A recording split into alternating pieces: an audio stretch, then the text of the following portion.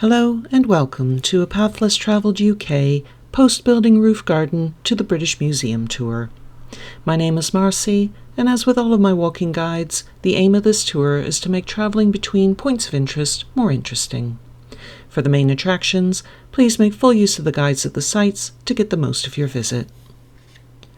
Before proceeding, please ensure you have listened to the introduction on YouTube or read it on the A Path Less Travelled UK Facebook or Instagram pages. This will give you all the relevant information, such as important safety notices, as you are responsible for your well-being at all times on these tours. Also, don't listen to the commentary while walking. Please keep alert of your surroundings and find a safe spot to stop and listen. The next photo is from Google Maps, giving an overview of the area we're covering. There are also detailed maps with each section of commentary to assist you in finding your way around. The part of the tour outside the museum takes about an hour, but how much time you spend in the museum is up to you. I also want to mention that you will require photo ID to be allowed to go to the post-building roof garden. Also, please download the map of the British Museum from britishmuseum.org. This will be invaluable to help you find your way around, even though I will be directing you. Today's tour starts at Holborn Underground Station and ends there as well.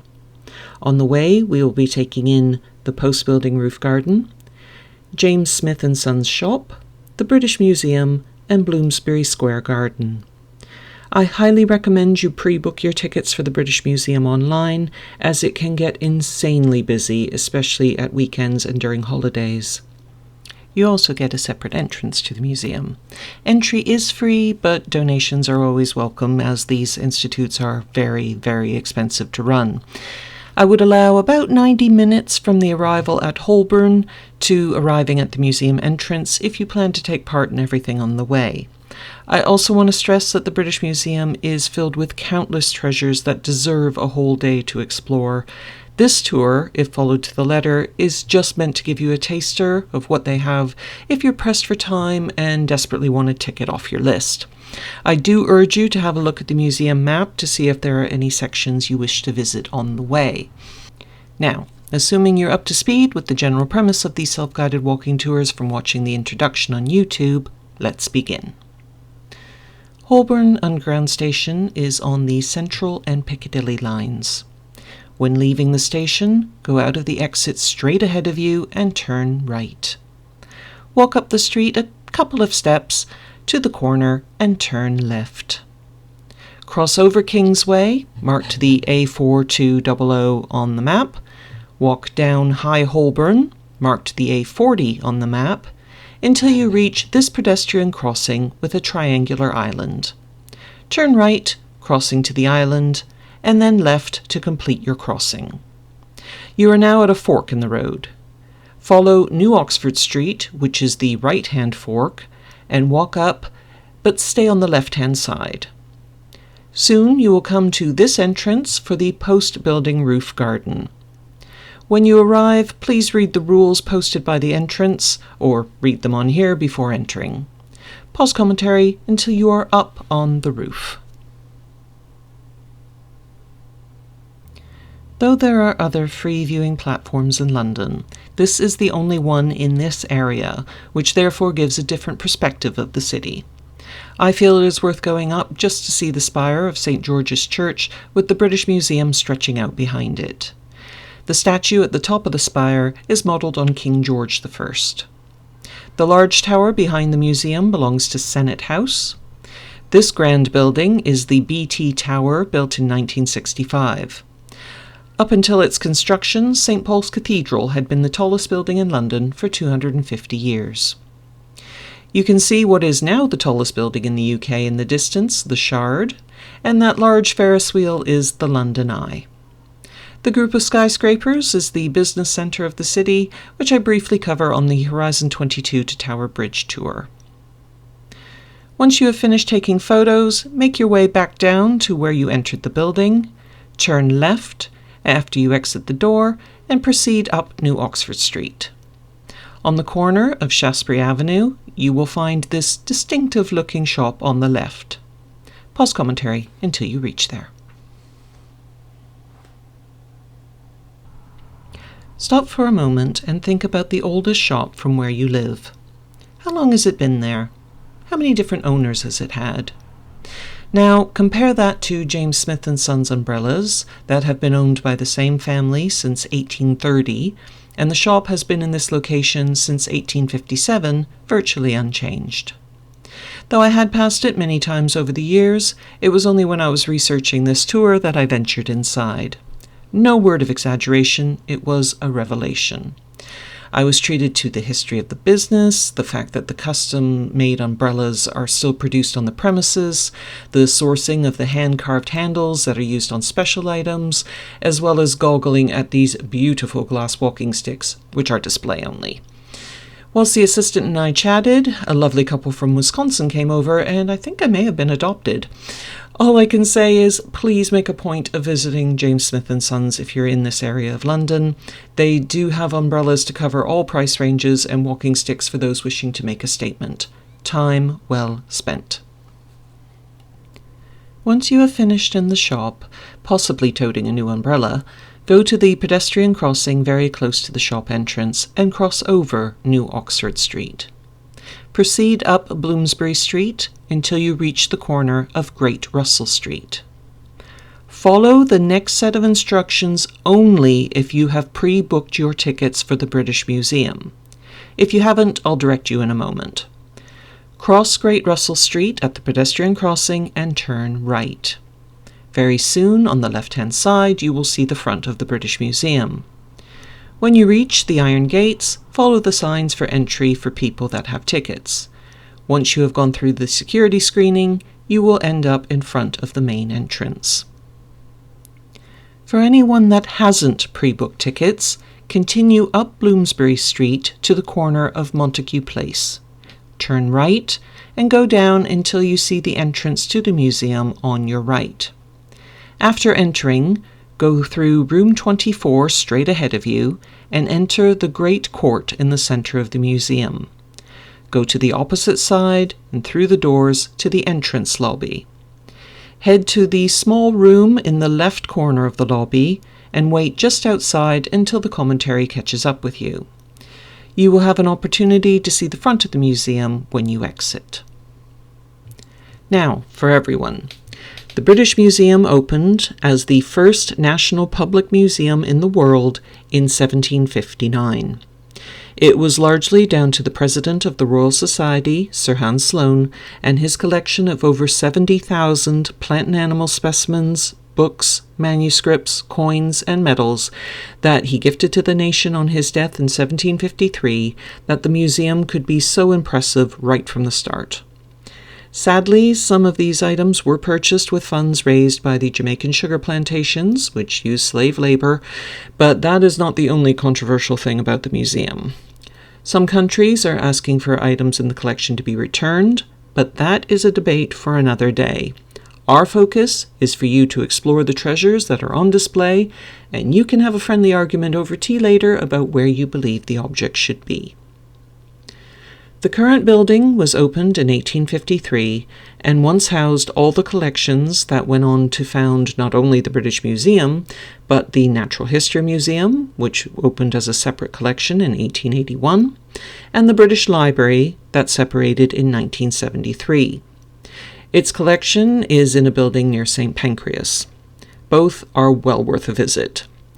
You can hear more about the Natural History Museum on my South Kensington Museums tour.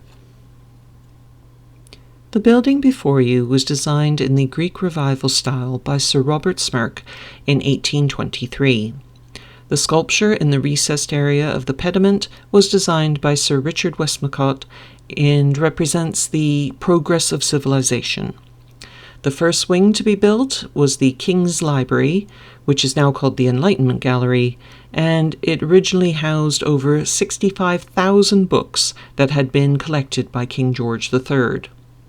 All of that collection has been moved to St. Pancras, and the books currently on display are on loan from the House of Commons Library.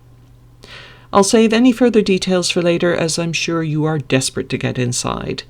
Please proceed up the stairs carefully and through the entrance. Just inside, you will see this small chamber on the right. Pause commentary until you reach there. Marked room 3 on the museum map, this room gives a gentle introduction to just some of the treasures on display.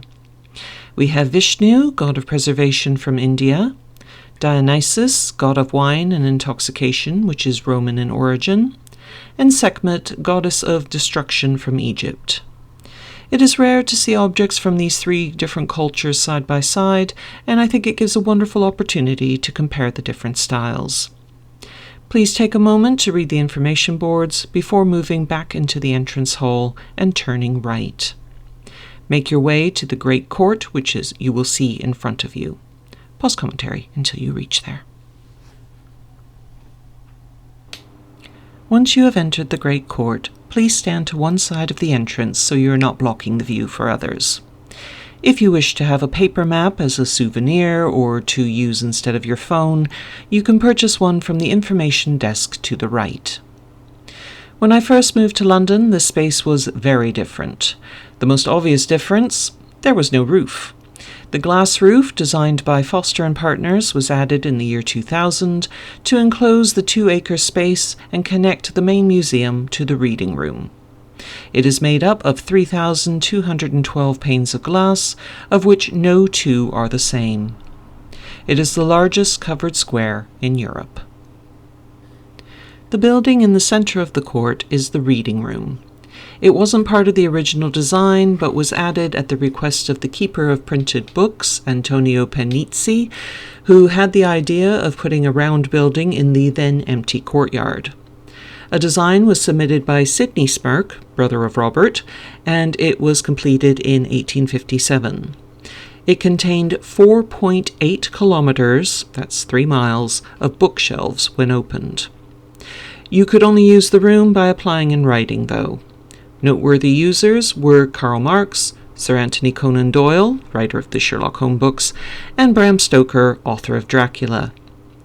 Once the books were moved to the British Library in 1997, the reading room was used from 2007 to 2013 for special exhibitions, of which I was lucky enough to see a few. It now houses the museum's archive and is once again only open to researchers. Next, please go back through the doors you entered the Great Court through. You will have an opportunity to explore the court more later, and walking past the staircase, turn right into the next corridor, which leads to room 6 on the map. Pause commentary until you are in room 6, but turn right so you are looking down the wing towards room 4. Every time I stand in this spot, I am transported back to the first time I stood here in my late teens, feeling absolutely blown away by what I was seeing. Not just the quantity, but the scale of the pieces. And the real joy is that it just gets more impressive as you move down the hall. So, I ask you to now pause the commentary and take a leisurely stroll through the collection until you reach the case with the Rosetta Stone in it, which is at the junction with the opening to the central court on the right. If you still haven't found the Rosetta Stone, it'll be because a huge group of people are in front of the case, no doubt. Though I understand that people want a selfie next to such a famous artifact, let's be honest, it's not the most attractive item in this room by a long shot. My advice, take a quick picture of it and pose next to, but not touching, the statues of Sekhmet instead. For those not aware of why the Rosetta Stone is so rightfully famous, the writing on it is a decree issued in 196 BCE and includes ancient Egyptian hieroglyphics at the top, the more common Egyptian writing of the time Demotic in the middle, and ancient Greek at the bottom. Though other trilingual inscriptions have been found since, the Rosetta Stone has the credit of helping scholars decipher hieroglyphic script, which opened a new world of study in Egyptian history.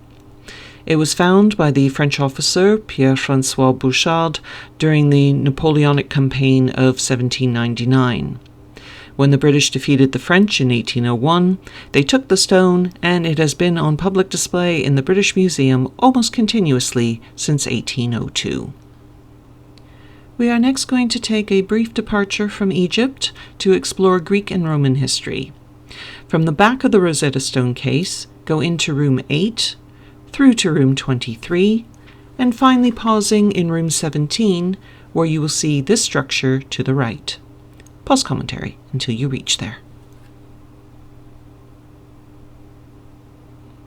The Nereid monument was the first known example of a temple tomb from Xanos in southwest Turkey. It was built around 385 BCE. It gets its name from the daughters of the sea god Nereus in the Lycian culture, who are depicted between the columns. We are now going to continue to go through the glass doors on your left to enter room 18, the Parthenon sculptures. Pause commentary until you reach there. The Parthenon is the temple to Athena on the Acropolis in Athens, Greece. It was made between 447 and 432 BCE. It has had varied uses over the years, but it was when it was used as an ammunition store in the 1600s that an explosion caused significant damage and the temple became a ruin. Between 1801 to 1805, Lord Elgin, who was British ambassador to the ruling Ottoman Empire at the time, was granted a permit to remove about half of the remaining sculptures. He transported them back to Britain, and they entered the museum's collection through an Act of Parliament. The sculptures themselves are different types of marble, and at either end of the room you can see the statues from the pediments. There are also impressive sculptures of the battles between centaurs and Lapiths there. All of the centre of the hall are portions from the frieze that show the procession of a festival celebrating the birthday of the goddess Athena. Please now take some time to enjoy the Parthenon sculptures and return back out to the Egyptian hall near the Rosetta Stone case when you are finished. Pause commentary until you reach there. Turn left from where you are currently standing and slowly make your way towards the door at the end of the hall. Keep an eye out in particular for a larger-than-life scarab beetle. Once through the door, turn left and climb the stairs. Stop just after you enter the Michael Cohen Gallery, room 61 on the map. There is also a lift or elevator available. Pause commentary until you reach there. Rooms 61 to 65 have a vast array of items from various eras of Egyptian history, mostly focused on mummies and the funeral practices. I have not included any photos from these rooms intentionally, as, for one, the primary purpose of these tours is to help you navigate your way around and not to show you everything that there is to see, and for two, I must confess I have some issues with the items on display. Please enjoy the exhibit, though, and draw your own conclusions. Turn right at the end of the corridor of rooms, cross through the landing at the top of the east stairs, and stop when you are in room 52. Pause commentary until you reach there. I see from the map that a suggested highlight of this room is the Oxus treasure, so have a look out for that. I must confess I'm always in such a hurry to get to the gold cape that I become a bit blinkered to other items. Pause commentary until you reach the case containing the gold cape. What I enjoy most about items like this is not so much the obvious beauty or value. It's imagining what it must have been like for a Welsh labourer in 1833 to come across such an amazing thing. The stories he would have told down the pub about it, and the villagers not believing him, saying he had had too much to drink, just makes me smile. Continue into the next room, 49, and to the back of the display cabinet on your right, you will find this collection of Roman postcards. Pause commentary until you reach there. Many years ago, the BBC did a programme asking the curators of the museum which objects they prized the most. The winner was the birthday party invite on this Roman postcard. Why, in a place full of gold and treasure, would they have chosen a postcard, I hear you ask? If I remember correctly, it was due to the insight it gave to the people living in that time period that was more valuable than jewels. Please take a moment to read over some of the translations. When ready, make your way down the center of the room until you reach the Mildenhall treasure. Pause commentary until you reach there. The Mildenhall treasure from West Row in Suffolk is a collection of 34 pieces of Roman silver tableware from the 4th century CE. It is the most valuable hoard ever discovered in Britain and includes the Great Dish, which weighs 8 kilograms or 18 pounds. Please take a moment to admire the impressive collection of items. When ready, proceed to the next area, room 41, and stop in front of the central display case. Pause commentary until you reach there. For anyone that has seen the Netflix film The Dig, which I recommend, you will know the story of how a landowner, Edith Pretty, hired Basil Brown to excavate some mounds on her land. In this display case are the artifacts found as a result of that dig into what is now known to be an Anglo-Saxon ship burial from about the 6th century CE. The helmet is obviously the most eye-catching piece, but please enjoy all of the objects on display, which give a window into what is sometimes thought of as the dark ages of the history of the British Isles.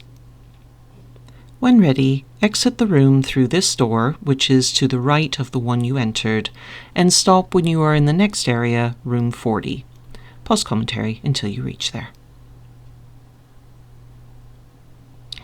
This is slightly awkward, as the next item I really wanted to draw your attention to, the Lewis chessmen, were not on display when I visited as the room was being refurbished.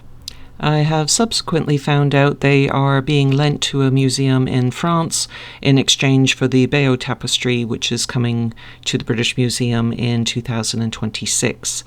Hopefully, if you are listening to this at a future date, they are back where they belong and you can enjoy them. Pause commentary until you are ready to leave room 40. If room 40 has completely reopened, proceed straight ahead to the landing at the top of the south stairs. If not, go through room 39 and 38 to get there. Pause commentary until you reach there. Proceed down the stairs, the lift is off to the right-hand side, and at the bottom go straight across the entrance hall to the shop. Pass through the shop, you will pass it again before leaving, and enter room 2. Turn right and stop just before you enter room 2A, the Waddesdon Bequest. Pause commentary until you reach there. The Waddesdon Bequest consists of almost 300 pieces of art dating from the medieval to the Renaissance. Look out in particular for the Holy Thorn reliquary, which most likely dates from 1390. The collection was originally owned by Baron Ferdinand de Rothschild, which he kept in the new smoking room at Waddesdon Manor, Buckinghamshire. The house is now owned by the National Trust and can be visited. Please take a moment to enjoy the items on display, which, once again, I have not photographed, as to not ruin the initial impact when viewing them. Return to room 2 when you are ready to continue. Pause commentary now. Please proceed straight ahead from the Waddesdon Bequest room to reach room 1, the Enlightenment room. This is where King George III's precious book collection was once housed, but as I mentioned before, it is now at the British Library, and these books are from the House of Commons Library. Enjoy the wide variety of items on display, though I will ask you to keep an eye out for items from Sir Joseph Banks, the naturalist and botanist that joined Lieutenant James Cook on the HMS Endeavour from 1768 to 1771 to Tahiti, Australia and New Zealand.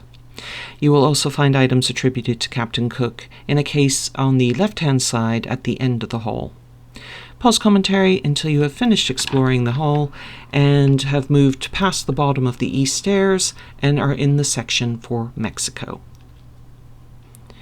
Though room 27 has some incredible pieces of Mexican art, and room 26 is one of my favorites due to it being home to some wonderful First Nations pieces from Canada, I did promise you a quick tour, so please only indulge in these wonderful rooms if you have time to do them justice. If not, please proceed to room 24 at the far end of room 26. Turn left when you enter, pass the stairwell, and turn right until you are near this place between the two stairwells. Pause commentary until you reach there. In front of you is one of the two moai from Rapa Nui, or Easter Island, that the museum possess. This is Hoa Hakananaya, which means lost friend. It is carved from basalt and has petroglyphs on the back associated with the Birdman religion. It dates from 1000 to 1200 CE. Now here we have a loop option for you. Anyone wishing to see the objects from China and Japan, go to the opposite side of room 24, go up the north stairs, first to the China Gallery, and then further up to rooms 92 to 94 to see the Japan Gallery. The Tang Dynasty figures in room 33 are noteworthy. If, however, you feel your time is up, please exit room 24 into the Great Court, the opening behind you, and make your way to the opposite side to the left of the reading room so you can take in these fantastic totem poles and the gift shop. Go back into the entrance lobby, turning left if you wish to revisit what I like to call the posh gift shop, or head straight out of the exit. If you entered from the other side of the building, be sure to stop and admire it from this side. Pause commentary until you reach there. When ready, exit through the iron gate in front of you and turn left. Proceed up the street to the crosswalk and, waiting for the cars to stop, cross over to the other corner. Pause to admire the blue plaque on the building to the great architect John Nash and turn left. Continue up the street until you reach the park on the right-hand side. Stop when you enter the park. Pause commentary until you reach there. Bloomsbury Square is notable among the many green spaces in London because it was the first square of its kind. Developed in 1665 by the 4th Earl of Southampton, he had a mansion known as Southampton House on one side of the square. It was demolished in the early 19th century and replaced with terrace housing. The most famous occupant was the future Prime Minister Benjamin Disraeli in the early 1800s. The garden is Grade 2 listed and was refurbished in 2003. Please follow the path to the left next and exit through the side gate. Turn right and go to the end of the street. I was going to direct you down the charming Sicilian Avenue, but as you can see from the photo, it was boarded up that day. If it is open when you go, cross the street at the pedestrian crossing and turn right when you get to the end. Otherwise, turn left at the end of Bloomsbury Square and at the traffic lights, turn right. Go down Southampton Row to the next set of traffic lights. The entrance to Holborn Station is on the opposite corner, so cross left and then right to reach the entrance. Then take an underground train to the destination of your choice. This is the end of the post-building roof garden to British Museum tour. I hope you have enjoyed it and will join me again on a Path Less Travelled UK soon.